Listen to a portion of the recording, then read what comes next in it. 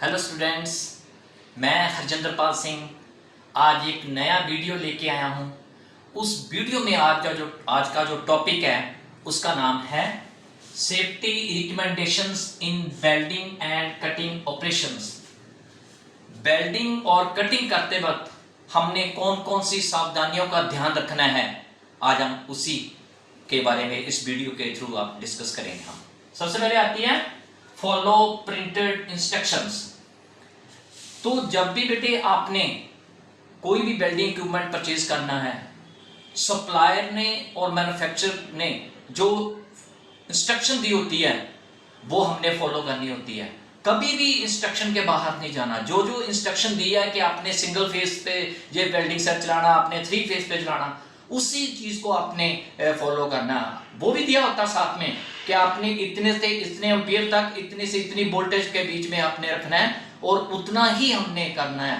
ये ध्यान रखना है कि जो इंस्ट्रक्शन दी है ना उसको आपने फॉलो करना है, उसके बाहर नहीं जाना। ये पहली सेफ्टी है, इस चीज का ध्यान रखना है।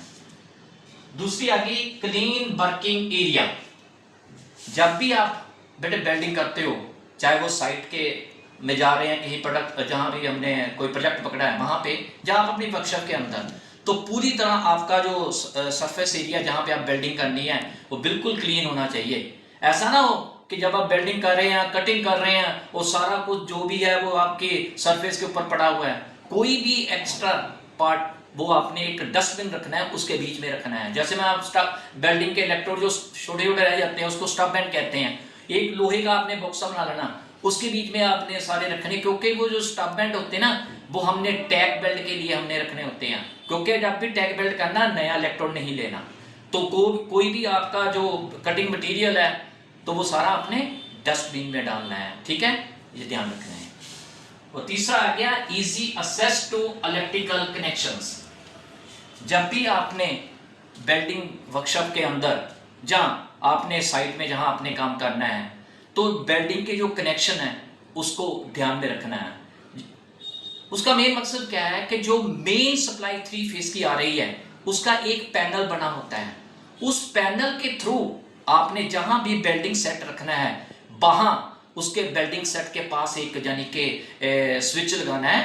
उसका मेन कारण क्या है कि जब भी आप वेल्डिंग कर रहे हैं, कोई भी एक्सीडेंट हो गया, जहां किसी को करंट लग गया, जहां कुछ आग लग गई, या कुछ भी हो गया लूज कनेक्शन के कारण, तो फिर हम मेन स्विच पे थोड़ा बंद करने जाएंगे। जो वेल्डिंग मशीन के पास जो स्विच होगा ना उसको आपने यानी कि वही लगा के रखना, ताकि उसको हम ऑफ कर दें और ऑन कर दें। ठीक है, इन चीजों का मेन ध्यान देना।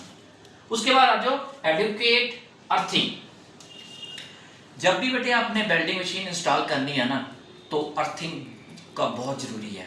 क्योंकि जो अर्थ होता है ना, ये यानी कि बंदे को बचा लेता है, पर्सन को, वेल्डर को और स्टूडेंट को बचा लेता है। क्योंकि वेल्डिंग मशीन एक तो अर्थिंग होनी चाहिए, प्रॉपर अर्थिंग होनी चाहिए। इलेक्ट्रिकल की जो अर्थिंग करते हैं ना इलेक्ट्रिकल ऑपरेटर, तो वो प्रॉपर अर्थिंग करनी। दूसरा, जब हम वेल्डिंग मशीन परचेज करते हैं या इंस्टॉल करते हैं तो उसमें 2 केबल होती है। एक केबल तो आपके इलेक्ट्रोड होल्डर पे लग जाएगी, जो दूसरी केबल है ना वो वेल्डिंग के जो साथ क्या कहते हैं, वेल्डिंग टेबल बड़ा होता है जिसको हम अर्थ के टेबल भी कहते हैं, जिसके थ्रू हमने वेल्डिंग करनी है, उसको प्रॉपर बेटे अर्थ करना है। कोई लूज कनेक्शन नहीं होना चाहिए। क्योंकि जब हम टेबल के ऊपर वेल्डिंग करेंगे, अगर वो अर्थिंग लूज रही तो वहां स्पार्क होती रहेगी, तो कोई भी दुर्घटना हो सकती है। अगर लूज कनेक्शन होगी तो वो वायर गर्म होके आग पकड़ लेगी। ठीक है, तो प्रॉपर अर्थिंग होनी चाहिए। इस चीज का भी सेफ्टी में ध्यान रखना है। उसके बाद आ जाओ fine proof protective clothes. Fire proof protective cloth है बेटे।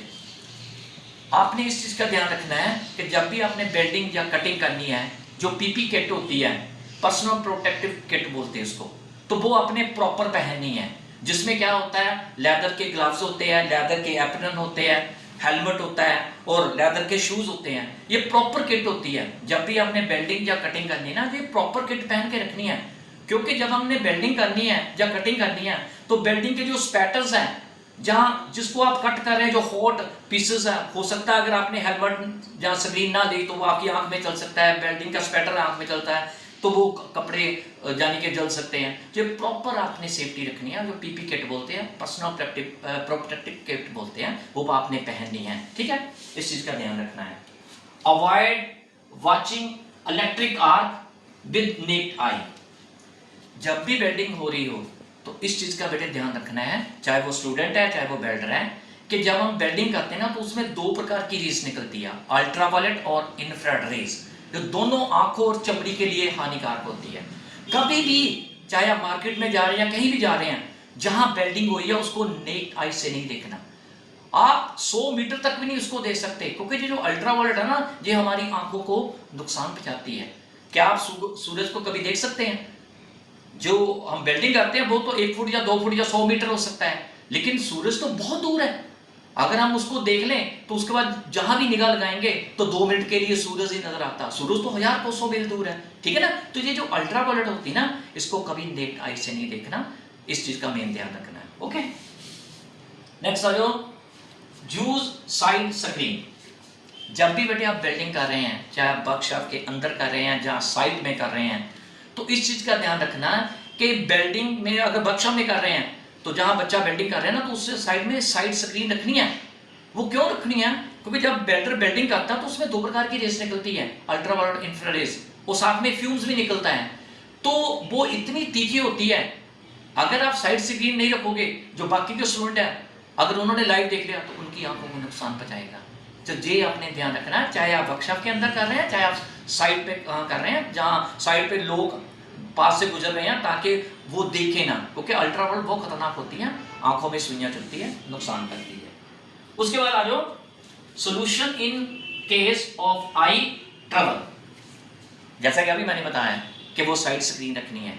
अगर साइड स्क्रीन ना रखी तो उसका नुकसान क्या है कि जब आप वेल्डिंग कर रहे हैं और जो दूसरे स्टूडेंट है उसको लाइव देख रहे हैं, तो बेटे इस चीज का ध्यान रखना है, वेल्डिंग को कभी लाइव नहीं देखना। अगर किसी ने लाइव देख लिया ना, तो बेटे वो रात को आप सो नहीं पाओगे, वो आंखों में सुइयां चुभती है। जैसे ही आप सोने जा रहे हो, उसके बाद जैसे ही आपको नींद आ गई तो 5-10 मिनट के बाद आपने यानी कि आंखों में सुइयां चुभनी हो रही है और आंखें आपकी बंद और आंखों में आंसू निकल रहे हैं। तो इस चीज का आपने ध्यान रखना है कि जो सोल्यूशन आता है वो कौन कौन सा होता है। एक तो यानी कि बेटे गुलाब जल होता है, दूसरा ठंडे पानी के बार बार छिट्टे मारने आपने, हर आधे पौने 1 घंटे के बाद पानी के छिट्टे, आंखें खोल खोल के आपने पानी के छिट्टे मारने हैं। तो एक लकुल्ला भी आता है, जब आपने रात को सोना ना 10%, 20%, 30% का होता है, तो आपने 20% का लकुल्ला लेना। जब आपने सोना है तो वो लकुल्ला आपने डाल लेना, उससे पहले आपने गुलाब जल के और पानी के छिट्टे मार देने, ठीक है। नेक्स्ट पॉइंट है, avoid placing electrode holder on welding table. बेटे इस चीज का आपने ध्यान देना है कि जब भी आप वेल्डिंग कर रहे हैं, जब वेल्डिंग खत्म कर ली तो बेटे इलेक्ट्रोड होल्डर को उसकी प्लेस जहां उसकी जगह होती है उसको वहीं आपने रखना होता है। कई स्टूडेंट क्या करते हैं और कुछ वेल्डर भी ऐसे करते हैं, बहुत अनगैली यूज करते हैं। वो क्या करते हैं कि जब आप वेल्डिंग कर रहे होते हैं या कटिंग कर रहे होते हैं, तो कटिंग करते वेल्डिंग करते करते उनको दूसरा काम याद आ जाता है, तो वो होल्डर को मशीन के ऊपर रखने की बजाय टेबल के ऊपर रख देते हैं। तो बेटे ये सेफ्टी होती है कि बिजली के जो 2 पोल होते हैं, जैसे ये हर एक मशीन के ऊपर 2 केबल्स निकलती हैं, एक आपके इलेक्ट्रोड होल्डर पे लगती है, एक आपके वेल्डिंग टेबल पे लगती है। तो बिजली के दोनों पोल को आपस में जोड़ना नहीं होता है। जैसे कि मैंने पिछली वीडियोस में भी बताया है कि जब भी आपने वेल्डिंग स्टार्ट करनी है, पहले इलेक्ट्रोड को जॉब के साथ टच करना है, टच करके फिर एयर गैप देना, कितना, अकॉर्डिंग टू डाया। तो अगर बिजली के दोनों पोल जुड़ गए तो मैंने सेफ्टी बताई थी। तो इसी प्रकार बेटे ये भी यही है कि जब आपने वेल्डिंग या कटिंग खत्म कर ली है, तो बेटे ये जो इलेक्ट्रोड होल्डर होता है, मशीन के ऊपर हैंडल लगा होता है, उसके ऊपर आपने रखना है। अगर आपने टेबल के ऊपर ही ऐसे रख के चले गए तो बेटे ये सर्किट कंप्लीट हो जाएगा। ये जो सर्किट है ना, 5 और 25 सेकंड के बीच में ये ब्रेक करना होता है, वरना आपकी मशीन सड़ जाएगी। मशीन तो सड़नी है, तो उससे और नुकसान क्या हो सकता है कि मशीन को आग भी लग सकती है। तो ये बहुत बड़ी बेटे सेफ्टी है कि इलेक्ट्रोड होल्डर को वेल्डिंग टेबल के ऊपर नहीं रखना, फिर दोनों कनेक्शन जुड़ जाते हैं। उसके बाद होता है यूज ऑफ प्लेन गॉगल्स। जब भी आपने बेटे वेल्डिंग करनी है तो वेल्डिंग करते वक्त उसके बाद उसके ऊपर वेल्डिंग की स्लैग होती है, जिस जॉब के ऊपर आपने वेल्डिंग की है ना, तो स्लैग उतारने के लिए बेटे सेफ्टी होती है। सबसे पहले सेफ्टी क्या होती है कि आपने ये जो जॉब है ये 45 डिग्री पे रखनी है जॉब धरती से। फिर एक चिपिंग हैमर होता है, चिपिंग हैमर से फॉरवर्ड स्ट्रोक, ऐसे फॉरवर्ड स्ट्रोक करते हुए ऊपर की तरफ आना, नीचे से स्टार्ट करके ऊपर की तरफ आना है 45 डिग्री। मैंने आपको फॉरवर्ड बताया, बैकवर्ड नहीं करना। तो इस चीज का मेन ध्यान रखना है कि जब भी आपने स्लैब उतारनी है, जब स्पैटर उतारने हैं, तो एक प्लेन गोगल्स आती है बेटे, वो आपने लगानी होती है। कहीं से भी आपकी गलती होगी तो आपकी आंखों में वो स्लैग चल जाएगी, 1 सेकंड के अंदर आपकी आंख सड़ सकती है, ठीक है। तो वो सेफ्टी गोगल्स आपने पहनने हैं, व्हाइट कलर की होती है, प्लेन होती है, ठीक है। तो स्लैग हमने फॉरवर्ड स्ट्रोक करते हुए उतारनी है। उसके बाद आ जाओ प्रॉपर वेंटिलेशन। जब भी आप वर्कशॉप के अंदर या वर्कशॉप के बाद साइड पे आप वेल्डिंग कर रहे हैं या कटिंग कर रहे हैं, तो ये आपने इंश्योर करना है कि जो प्रॉपर जो आपका एरिया है, एनवायरनमेंट है, वो पूरा वेंटिलेट है कि नहीं है, उसमें पूरी हवादार है कि नहीं, खिड़कियां रखी कि नहीं रखी, रोशनदान है कि नहीं है, आपने हुड्स लगाए हुए हैं कि नहीं, जो एग्जॉस्ट फैन है वो लगाए कि नहीं लगाए। तो ये पूरा आपका सिस्टम पूरा प्रॉपर सेफ्टी का होना चाहिए। क्यों? क्योंकि जब हम वेल्डिंग करते हैं ना, एक तो उसमें 2 प्रकार की रेस निकलती है, उससे भी हमने बचना होता है, प्लस फ्यूम निकलता है, जो बहुत डेंजरस गैसेस है ना वो निकलती है। तो वो हमने अगर प्रॉपर हमने क्या कहते हैं वेंटिलेशन होगी हमारी, जहाँ हुड्स हो गए, जहाँ क्या कहते हैं एग्जॉस्ट फैन लगे होंगे, तो वो क्या करेगा, सक कर लेगा, सारा धुआं बाहर जाएगा। अगर वो धुआं आपने इनहेल कर लिया तो आपके लंग्स खराब हो सकते हैं, चाहे वो वेल्डर है चाहे वो स्टूडेंट है। तो प्रॉपर बेटे सेफ्टी होनी चाहिए वेंटिलेशन की। उसके बाद आ जाओ सेपरेट बूथ एंड कलर्स। जब भी आपने वेल्डिंग करनी है, चाहे वर्कशॉप के अंदर करनी है, चाहे आप किसी साइट पे कर रहे हैं, तो सपोज करो आप वर्कशॉप के अंदर कर रहे हैं और आपके पास 20-25 स्टूडेंट हैं और आपके पास 10 वेल्डिंग मशीन्स हैं। हर एक मशीन के ऊपर पहले तो स्विच लगा होना चाहिए, उस मशीन के अंदर ही वो वेल्डिंग बूथ चाहिए, हर एक मशीन के ऊपर। वो सेफ्टी होती है कि जो बाकी बच्चे बैठे हुए हैं, जो अपनी बारी की इंतजार कर रहे हैं कि मैंने इसके बाद वेल्डिंग करनी है, तो उनकी जो रिफ्लेक्शन है रेस की, वो उन तक ना पड़े। जहाँ जो वेल्डर 10 वेल्डर वेल्डिंग कर रहे हैं, वो आपस में ना एक दूसरे की रेस में आ जाए, क्योंकि अगर आपस में रेस में आ गए तो वो वेल्डिंग नहीं कर पाएगा, क्योंकि उनकी आंखों में रोशनी पड़ती रहेगी। प्लस आपने क्या करना है, ये जो दीवार होती है ना, ये डार्क कलर करना होता है, ताकि जो बाकी हमारे स्टूडेंट बैठे हुए हैं उनको उनकी रिफ्लेक्शन का ना असर हो। वो डार्क इसीलिए करना होता है, या तो आप ब्लैक कर दो या डार्क ग्रे कलर करना चाहिए, तो उसकी रिफ्लेक्शन हमें बचाती है। ये बहुत बड़ी सेफ्टी है, इस चीज का आपने ध्यान देना है। उसके बाद आ जाओ सेफ्टी वाइल स्ट्राइकिंग आर्क। तो ये भी मैंने जैसे पीछे आपको बताया कि जब भी आपने वेल्डिंग करनी है, जो भी बच्चा वेल्डिंग कर रहा है, जो उसके इर्द गिर्द जो बाकी के स्टूडेंट होते हैं, उसके लिए सेफ्टी है कि जब भी आपने वेल्डिंग स्टार्ट करनी है ना, तो पहले तो वो सामने वाले बच्चों को पूरा करना होना चाहिए कि हमने जैसे ही वेल्डिंग स्टार्ट करनी है तो वेल्डिंग स्क्रीन आगे रखनी है। तो स्ट्राइक करने का मैंने पिछले वीडियो में भी एक तरीका बताया था, जितना इलेक्ट्रोड का डाया, ये आपकी जॉब है, आपने क्या करना, पहले इसको टच नहीं करना, पहले आपने जितना डाया उतना एयर गैप दे लेना। देने के बाद बेल्टर ने खुद स्क्रीन रखनी आगे, या हेलमेट पहना होना चाहिए, या जो बाकी के स्टूडेंट है उन्होंने स्क्रीन आगे कर लेनी। सपोज करो मैंने इतना डाया दे लिया, मैंने हेलमेट लगा दिया, बाकी बच्चों ने भी कर लिया, तो फिर टच करना है, टच करके फिर आपने गैप देना, टच करके फिर स्ट्राइक करना है, यानी कि आपकी आंखों के सामने वेल्डिंग स्क्रीन या वेल्डिंग हेलमेट आना चाहिए, तब जाके जो बाकी के बच्चे भी हैं वो भी ऐसे ही स्क्रीन आगे रख के टच करें। अगर आपने स्क्रीन नहीं आगे रखी, सपोज करो मैंने टच कर दिया, तो आपकी आंखों में रोशनी पड़ जाएगी। अगर मैंने हेलमेट या स्क्रीन नहीं रखी तो मेरी आंखों में रोशनी पड़ जाएगी, तो आपको 2-3 सेकंड के लिए कुछ दिखाई नहीं देगा। तो ये आपने मेन सेफ्टी का ध्यान रखना है। उसके बाद आ जाओ avoid welding on close container with inflammable material.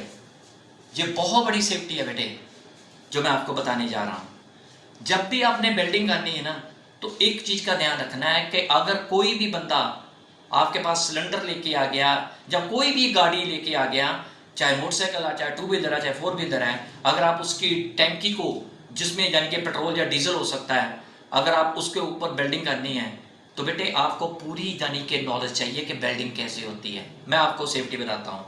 Suppose करो 2 व्हीलर या 4 व्हीलर की टैंकी आ गई जो इनफ्लेमेबल होती है, तो बेटे जो भी उसके अंदर पेट्रोल है या डीजल है, आपने उस टैंकी के ऊपर रिपेयर करना है, वो सारा निकाल देना है। निकालने के बाद क्या करना, जहां तो उसके अंदर आपने प्रॉपर पानी भर देना, जहां उसके अंदर प्रॉपर सैंड भर देनी है। वो पानी और सैंड क्या करेगा, जो बाकी का बचा हुआ पेट्रोल या डीजल है जो उनके बाल्स के अंदर लगा रहता है, वो सारा खत्म हो जाएगा। फिर आपने उसके ऊपर वेल्डिंग करनी है। सपोज करो आपने क्या कहते हैं, डीजल नहीं निकाला, पेट्रोल नहीं निकाला, फिर आपने वेल्डिंग स्टार्ट कर दी, तो आपको पता है जब आप वेल्डिंग करते हैं तो अंदर गैसेस बन जाएगी। जब गैसेस बनेगी वो ब्लास्ट हो जाएगा, तो वो गाड़ी भी उड़ जाएगी और आप भी उड़ जाओगे। ठीक है, इस चीज का मेन ध्यान रखना है। दूसरा, अगर आपने खाली को वेल्ड करना है तो मैंने कहा ना पानी भरना है। अगर पानी नहीं भरते तो भी बेटे अंदर गैसेस हो जाएगी, हालांकि पेट्रोल नहीं है उसके अंदर, क्योंकि कुछ कारण होते हैं जैसे डीजल के या पेट्रोल के कुछ कारण होते हैं, तो वो क्या करेगा, गैसेस बना देगा। ये सेफ्टी बहुत आपने ध्यान रखनी है।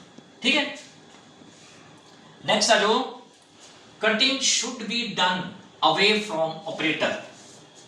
तो बेटे इस चीज का भी ध्यान रखना है, जब आप गैस कटिंग कर रहे हैं या आर्क कटिंग कर रहे हैं, तो जिस टेबल के ऊपर रख के आप कटिंग कर रहे हैं, तो आपने इस चीज का ध्यान रखना।